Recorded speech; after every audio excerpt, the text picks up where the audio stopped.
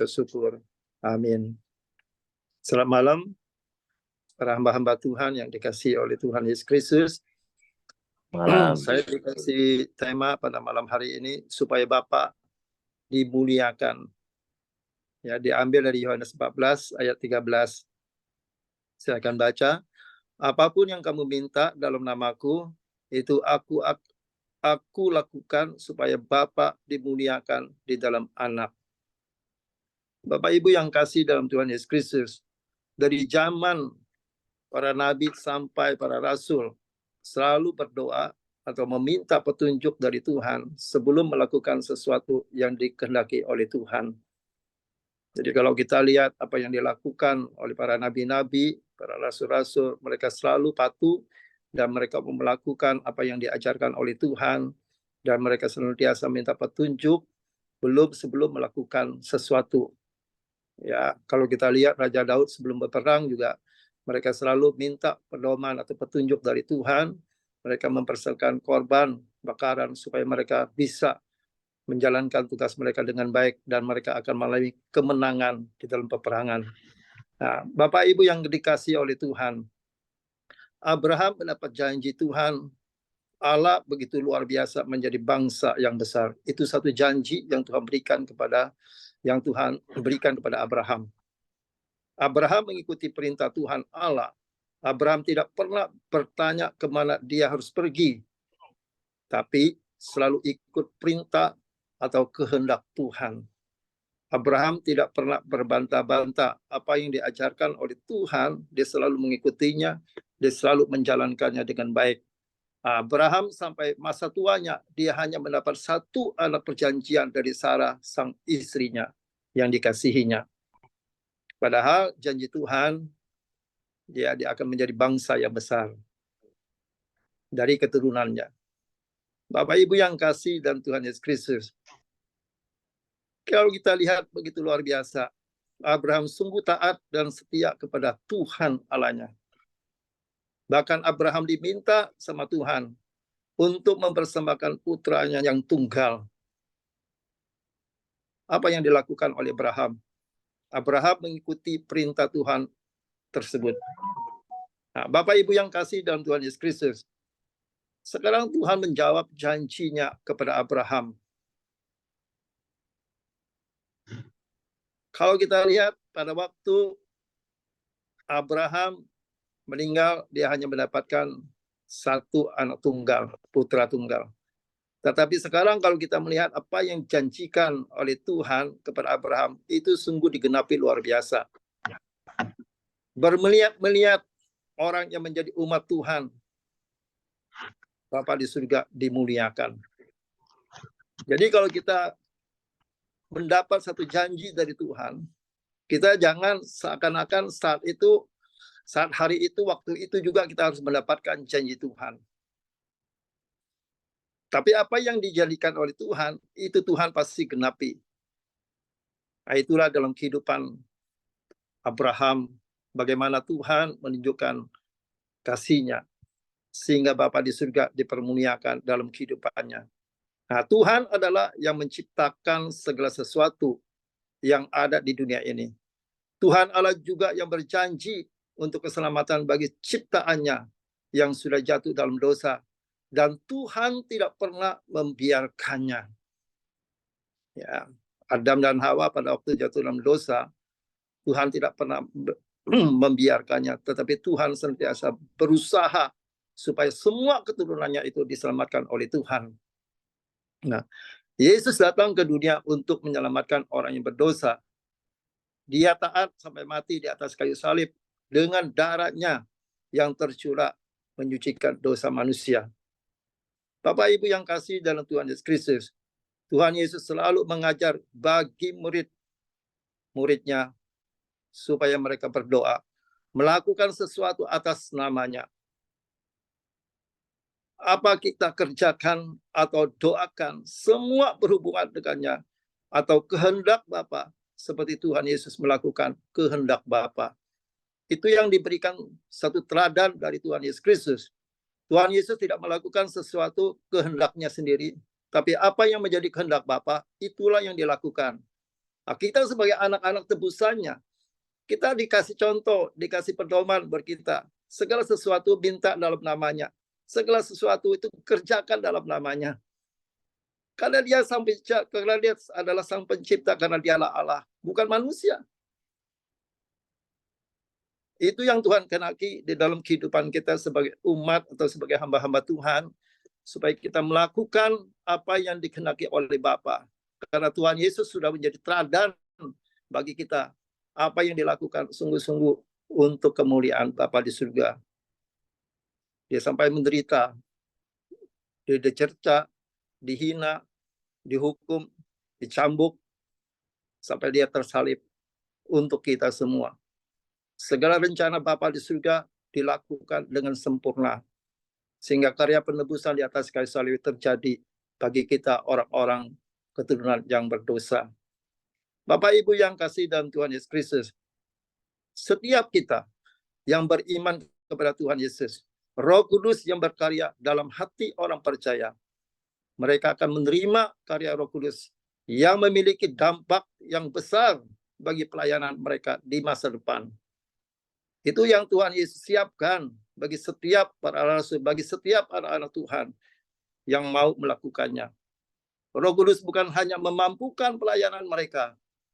Roh Kudus akan membawa mereka melihat ke belakang akan karya Kristus yang telah sempurna, Yesus yang telah mati dan bangkit kembali pada waktu itu. Dan semua kita akan mengulangi dan semua akan kita jalani seperti apa yang diajarkan oleh Tuhan Yesus Kristus untuk keselamatan setiap ciptaan yang berdosa.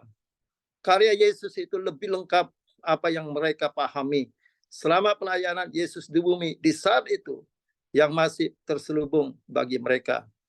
Kalau kita lihat pada waktu murid-muridnya direkrut, murid-muridnya tidak tahu tujuan yang sesungguhnya apa yang harus dilakukan oleh murid-muridnya. Bahkan mereka menganggap Yesus akan datang dunia ini menjadi seorang raja duniawi. Mereka meminta kekuasaan pada waktu Tuhan Yesus sedang genting-gentingnya. Mereka bertanya kepada Tuhan Yesus, siapa yang terbesar di antara mereka? Bapak Ibu yang kasih dan Tuhan Yesus Kristus, itulah murid-muridnya saat itu sebelum terjadi pencurahan Roh Kudus. Kalau kita lihat kembali Bapak Ibu yang kasih, karya Kristus yang sempurna dengan kuasa Roh Kudus itu akan menghasilkan lagi banyak orang yang bertobat daripada selama pelayanan Yesus di bumi. Ya. Jadi kalau kita lihat pelayanan Yesus di bumi dibandingkan dengan sekarang, pasti lebih banyak sekarang yang bertobat, yang diselamatkan. Ya. Dan di dalam pengertian inilah kabar baik Injil akan disebarluaskan. Inilah yang dimaksud pekerjaan yang lebih besar itu. Jadi bukan kita sendiri yang bekerja, tetapi kuasa Roh Kudus yang bekerja di dalam diri kita sebagai hamba-hamba Tuhan, sebagai orang yang beriman, yang percaya kepada Tuhan. Kita tidak berdiri sendiri, tapi Roh Allah itu sendiri yang bekerja dalam kehidupan kita.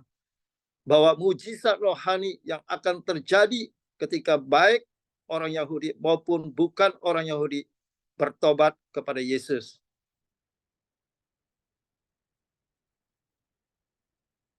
Yesus dalam pelayanan terbatas. Selama dia melayani 3,5 tahun. Tapi setelah Yesus naik ke sorga, Yesus memakai murid-muridnya yang begitu luar biasa. Terutama Paulus, bukan orang Yahudi saja yang mereka layani. Tetapi semua orang mereka layani dengan baik. Supaya apa? Supaya mujizat jasmani yang dilakukan oleh Tuhan Yesus Kristus itu dilakukan juga oleh para rasul-rasulnya. Begitu luar biasa. Mujizat-mujizat rohani terjadi supaya banyak orang-orang yang diselamatkan oleh Tuhan. Inilah era baru pelayanan dimulai. Di sini Yesus menjanjikan pertolongannya. Apa juga yang kamu minta dalam namaku, aku akan melakukannya. supaya Bapa dipermuliakan di dalam anaknya. Ini satu hal yang harus kita pegang, yang harus kita percaya. Kita tidak bisa berjalan sendiri. Kalau kita lihat Musa bisa melakukan mujizat begitu luar biasa. Bukan diri Musa, tapi itu adalah Tuhan yang bekerja, Tuhan yang berkuasa. Musa nggak ada apa-apanya. Tanpa Tuhan, Musa tidak bisa berbuat apa-apa. Nggak bisa, nggak punya kekuatan untuk menghadapi Firaun. Untuk menghadapi orang Israel sendiri ya, Musa takut. Tetapi pada waktu diutus oleh Tuhan, Musa perlu dengan keberanian menghadap Firaun. Membawa orang-orang Israel keluar dari perbudakan di Mesir. Begitu luar biasa. Bapak Ibu yang kasih dan Tuhan Yesus Kristus. Jika kamu meminta sesuatu kepadaku dalam namaku, aku akan melakukannya. Segala sesuatu Tuhan yang menyiapkan untuk kita, bukan kita.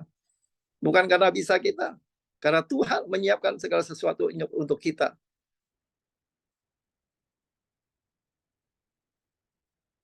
Kita bisa mengatakan serah bahwa pelayanan mereka pasti akan ditopang oleh doa yang dijawab oleh Tuhan.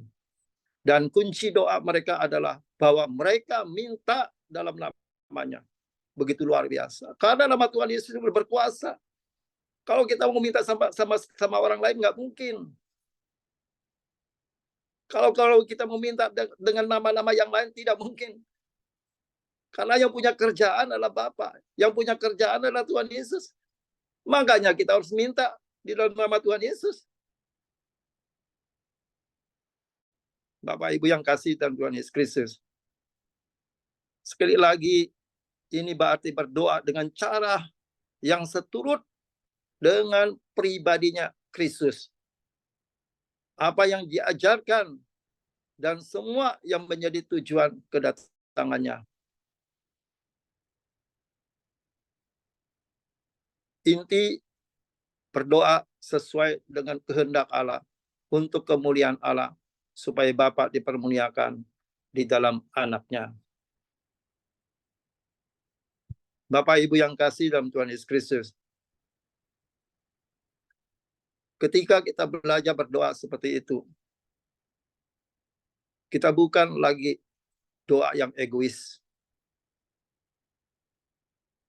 Keinginan kita, kepentingan kita, maunya kita.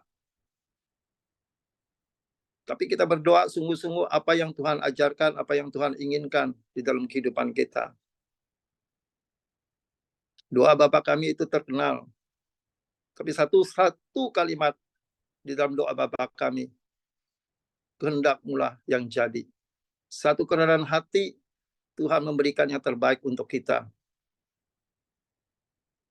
Kita tidak bisa meminta dengan cara-cara kita, keinginan kita. Bapak Ibu yang kasih dan Tuhan Yesus Kristus. Melainkan doa yang berpusat kepada Tuhan. Itulah yang Tuhan inginkan. Setiap doa kita itu selalu berpusat kepada Tuhan. Bukan berpusat pada pikiran kita atau kehendak kita. Atau kemauan kita. Tapi biar berpusat semua akan kehendak Tuhan. Akan pekerjaan Tuhan. Yang sungguh-sungguh doa yang memuliakan Tuhan. Itu yang Tuhan inginkan dalam kehidupan kita. Bapak Ibu yang kasih dan Tuhan Yesus Kristus. Dan bukankah inilah tujuan kita di dalam doa? Kiranya kita boleh lebih memahami ayat ini seturut dengan konteksnya. Ya, biar nama Tuhan Yesus dipermuliakan. Tuhan Yesus memberkati.